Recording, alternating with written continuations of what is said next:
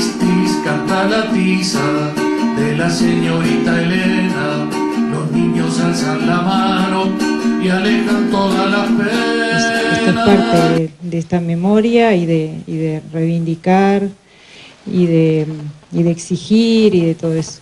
Pero me acordaba de los principios de Louis Joanet. Yo tuve la suerte de conocer a Louis Joanet, que sigue vivo, es muy viejito, pero es una persona consecuente. Estuvo con nosotros en una de las marchas de silencio y quiere muchísimo al Uruguay y trabajó mucho por ellos, por todos los presos, por toda esta difícil situación por la que estuvimos. Y Louis Joanet fue relator especial sobre la cuestión de la impunidad de los autores de violaciones de derechos humanos, y ahí surgen los principios que se llaman así, principios de Louis Joanet, y también en el 2006 redactó la Convención para la Protección de todas las personas contra las desapariciones forzadas. Y esos principios son los que después toman los relatores especiales de la ONU cuando hacen las visitas, como por ejemplo fue Pablo de Greiff cuando vino al Uruguay. Está basado en como pilares importantes, y ahí, como por ahí quería arrancar un poco a conversar. Dentro de los principios se sintetizan en derecho a saber, derecho a la justicia, derecho a la reparación y garantías de no repetición. Y entonces ahí todo esto hace justamente, ¿no?, a poder abordar las graves violaciones de los derechos humanos y a lo que tienen que hacer los estados cuando estas cosas ocurren. El derecho a saber es el derecho a saber tanto por parte de la familia, pero también de los amigos y también de la sociedad toda. Estos son delitos de lesa humanidad, entonces ya trascienden a la víctima de sí misma y a su familia para interesarle a toda la sociedad, porque son violaciones al ser humano en tanto tal, y entonces nos tiene que importar a toda la comunidad, a toda la humanidad. Por eso lo del delito de lesa humanidad. ¿Qué fue lo que pasó con ellos? Porque en realidad se están vulnerando los derechos fundamentales de una persona. Y en el derecho a saber está el derecho a saber qué pasó, a saber cómo, a saber todas esas preguntas que siempre hacemos respecto de los desaparecidos, ¿no? A saber el cómo, el dónde, el por qué, el cuándo, el quiénes. Derecho a conocer, porque también en esta historia de cuántos desaparecidos, en Argentina se habla 30.000 desaparecidos, en Uruguay tantos desaparecidos, en Paraguay tantos desaparecidos, termina siendo un número. Y bueno, y ahora a veces les vemos las caras, obviamente que las familias lo tienen más que reconocido y sabido, y el núcleo cercano a la persona. Pero después se va desdibujando, justamente porque la desaparición es eso, ¿no? Es la ausencia, el sacar del mundo a una persona y sin dejar rastros. Entonces, el poder volver a que esa persona tenga su existencia, al conocer qué fue lo que, no solamente qué fue lo que pasó y cómo desapareció, sino cuáles eran sus inquietudes, qué le gustaba, qué proyectaba, en qué estaba trabajando, cómo había sido su vida anterior, lo transforma también en uno más de nosotros y lo vuelve a la vida. La semana pasada tuve la oportunidad de estar en la presentación de un libro sobre desapariciones de armenios, y era un escritor argentino que hizo una recopilación y habló de los armenios desaparecidos, en los cuales había 2 uruguayos, origen armenio en realidad, ¿no?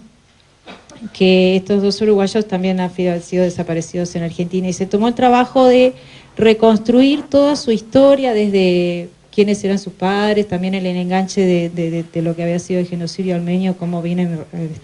arrastrando esa historia tan tremenda, pero después cómo fueron transcurriendo sus años hasta que, bueno, cuáles eran sus ideales y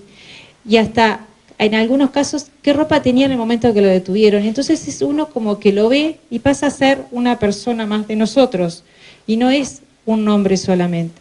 Y está bueno eso, porque es tenerlos más presentes, es decir, bueno, era cualquiera de nosotros o cualquiera de las personas que van por ahí con sus ideas y con sus ideales y con sus ganas de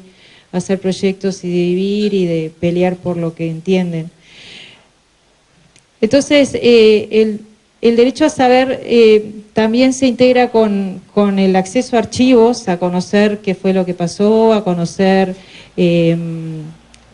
cómo era el contexto represivo, a conocer cuál fue el lugar donde estuvo detenido. El derecho a la información de lo que ocurrió y a la difusión de la historia, que es tan difícil en este Uruguay la difusión. A la educación en memoria. Y bueno, este es un derecho que claramente todavía no está bien desarrollado en el Uruguay. El derecho a la justicia parte de un juicio justo, de un juicio sencillo, de un juicio rápido, de un juicio efectivo, un juicio que investigue, que determine responsabilidades y que establezca sanciones y que éstas se cumplan. Un juicio que entienda, que parta de la calidad de que estos delitos son imprescriptibles, de que son delitos de lesa humanidad, que no se amnistían,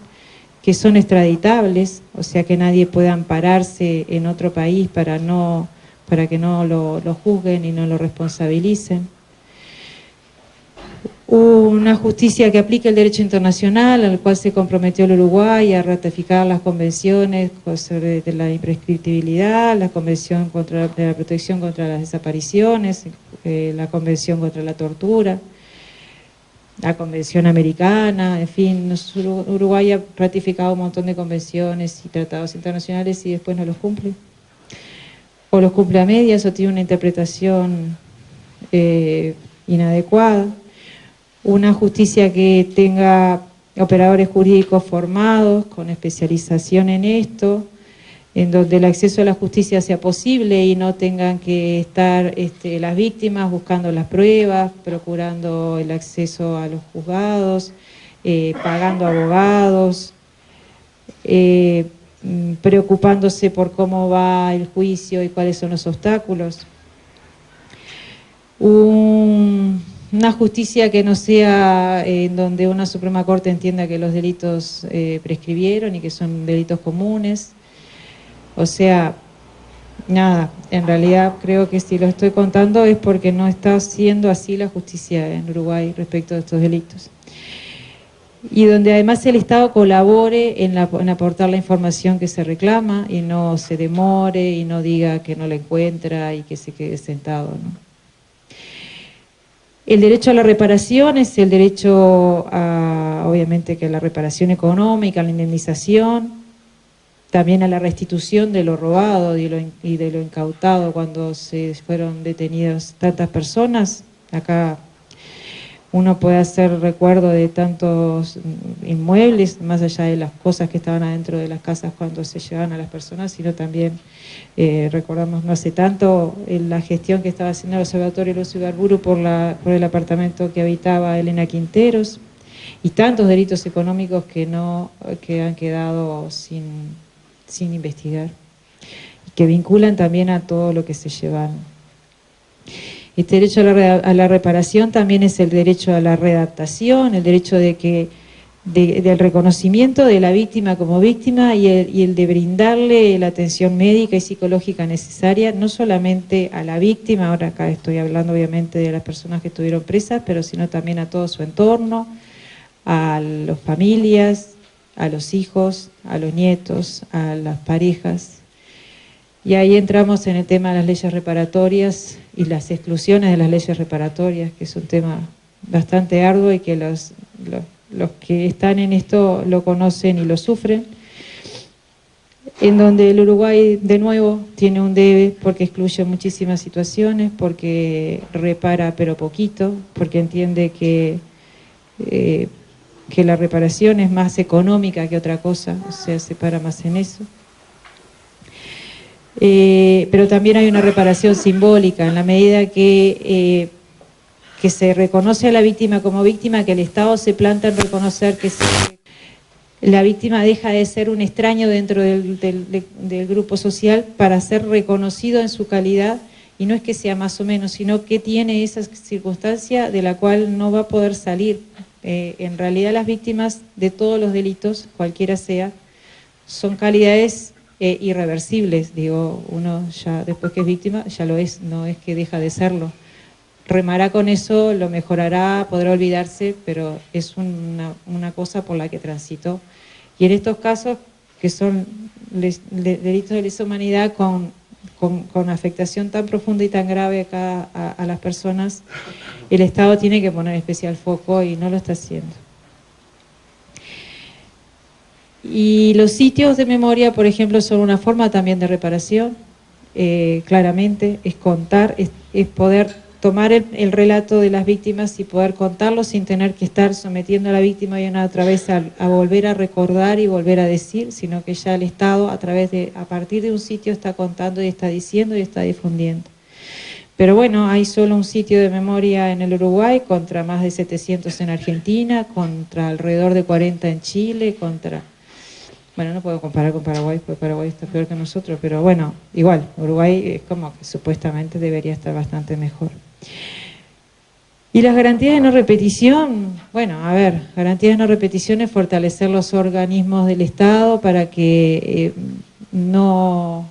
vulneren nuevamente los derechos humanos, y para vulnerar los derechos humanos no se precisa estar en dictadura, las propias democracias también lo hacen.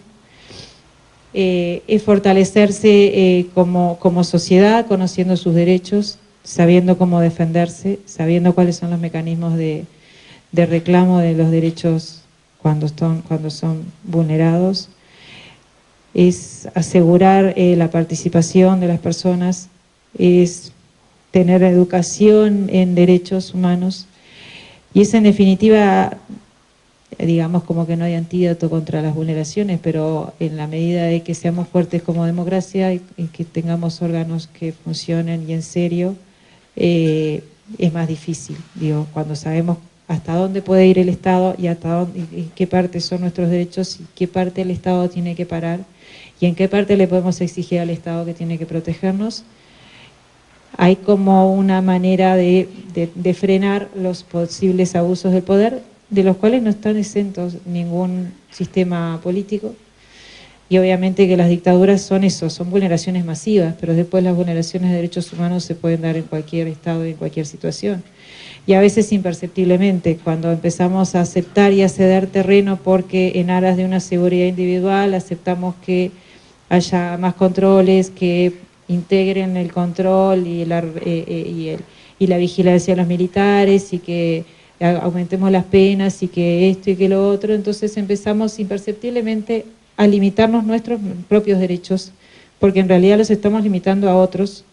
a que el enemigo es el otro, a que el delincuente es el otro, pero mañana nos va a tocar a nosotros, no porque nosotros seamos delincuentes, pero puede serlo, o puede ocurrir que sea alguien de nuestra familia, y siempre vemos que el enemigo está en el otro lado, y a ese sí les limitamos los derechos, pero nos estamos limitando a todos nosotros. Entonces es algo con el cual tenemos que ponernos a charlar y a conversar y a discutir cómo nos garantizamos en seguridad ciudadana y qué tanto es la inseguridad y cuánto es el discurso para poder de alguna manera empezar a limitarnos con determinadas políticas, ¿no? Como claramente está pasando en Argentina, como está pasando en Brasil, y cómo hay un discurso que se empiezan a aparecer por estos lados. Entonces, en realidad esto es también una garantía de no repetición, el conocer los derechos, el saber cuáles son las funciones de los organismos del Estado, qué podemos exigir y qué podemos avanzar en derechos nosotros mismos. Yo quería leer una cosa que había dicho Joanet, que es muy cortito, pero que habla sobre también esto de mantener la memoria, ¿no? Decía: la historia de la opresión de un pueblo pertenece a su patrimonio y como tal debe ser preservada. O sea, el Estado no puede olvidar y decir aquí no pasó, o lo que pasó ya está, ya fue pasado, sino que es parte de su patrimonio, es parte de su historia. Y así como recordamos otros hechos históricos, esto también lo tenemos que recordar y conocer, porque es parte de de nuestra historia como nación,